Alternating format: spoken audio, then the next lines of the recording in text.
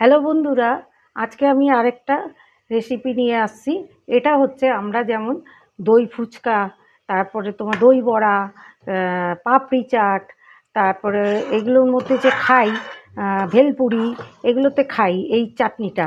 এটা আমরা বাইরে যেটা খাই সেটা কিন্তু জানি না তোমাদের কেমন লাগে, কিন্তু আমি এটা করছি আজকে। দেখো, খেজুর আর তেঁতুল, খেজুর 1 কিলোর মধ্যে 250 গ্রাম তেঁতুল, পাকা তেঁতুল নিয়ে বীজগুলো সব ফেলে দিয়ে কাঠ তৈরি করতে হবে তোমাকে। কি, একটু গরম জলে আগে ভিজিয়ে রেখে দিয়েছিলাম তেঁতুলটা আর খেজুরটা, দিয়ে বীজগুলো বের করে নিয়েছি। বের করে আমি মিক্সিতে একটুখানি গ্রাইন্ডার করে নিয়ে, তারপরে তোমার এই জল দিতে হবে, কিন্তু জল দিলে একটু পাতলা হবে। দিতে দিতে আমার প্রায় এই রকম কড়াই মতন হয়েছিল, তাই আমি এটাকে শুকিয়ে এতটা এনেছি। এর মধ্যে এবার দেবো, দেখো, গুড়, আখের গুড়, কিন্তু আখের গুড় দিতে হবে। এখন মিষ্টিটা তোমরা বুঝে দেবে, কেমন দেবে, কেন টক মিষ্টি একটু হবে এটা।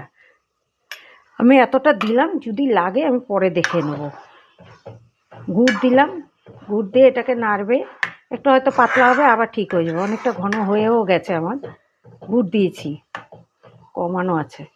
গুড় দিলাম, এইবার দেব সামান্য একটু নুন। আগে একটুখানি করে রেখেছিলাম। নুন যদি লাগে আমি পরে, তোমরা দেখে যার যেরকম প্রয়োজন সেরকমভাবে দেবে। আর একটু রঙের জন্য তোমাকে দিতে হবে কাশ্মীরি লঙ্কা, লাগলে আবার দেবো, আমি দেখে নিই। এই দেখো, দোকানে কীরকম খাও, এটা কেউ আমরা অতটা বুঝি না, একটা লাল টাইপের আসে। এটা ঠান্ডা হলে সেই কালারটাও চলে আসবে, ঠান্ডাও হবে তখন। আমি এটা করে রেখে দিচ্ছি। এখনো গুড় হয়নি, গুড়টা মনে হচ্ছে পুরোটাই লাগবে।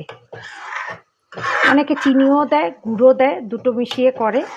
তা আমি এটা দিলাম, গুড় দিলাম। দেখা যায় গুড়টা দিলে কি কালারটা একদম এরকম চলে আসবে, সেই চাটনির কালার। এই দেখো, দেখেছো, তেঁতুলের চাটনি এমনি আমরা করি না, ঠিক সেম কালার চলে এসছে।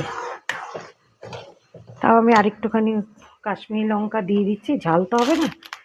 আর যদি কেউ ঝাল খাও, তারা তাহলে তোমরা এমনি লঙ্কা যেগুলো আছে সেগুলো দিতে পারো, সেই গুঁড়ো লঙ্কা। যেরকম ঝাল যদি মনে করো যে এটার মধ্যে একটু ঝাল দেবো, ঝাল খাবে, তাহলে দিতে পারে। তবে এটা একটু টক মিষ্টি হওয়া দরকার, একদম মিষ্টিও না, একবারে টকও না। এটা একটু তোমাদের খেয়াল করে দেখে নিতে হবে। দেখি গুড় গুলে গেছে, এই তো অনেকটা। আর ঠান্ডা হলে আরও জমে যাবে, সুতরাং আমি আর করছি না, এটা হয়ে গেছে। এটা তুমি যে কোনো ওই চাটফটে এসবের মধ্যে খেয়ে দেখো, তখন আমাকে জানাও, কমেন্ট করো আর লাইক এবং শেয়ার করো, আমাকে জানাবে অতি অবশ্যই এটা করে খেয়ে। আর না, লাইক আর শেয়ার করে দিও তোমাদের কেমন লাগলো রেসিপিটা। ওকে, বাই।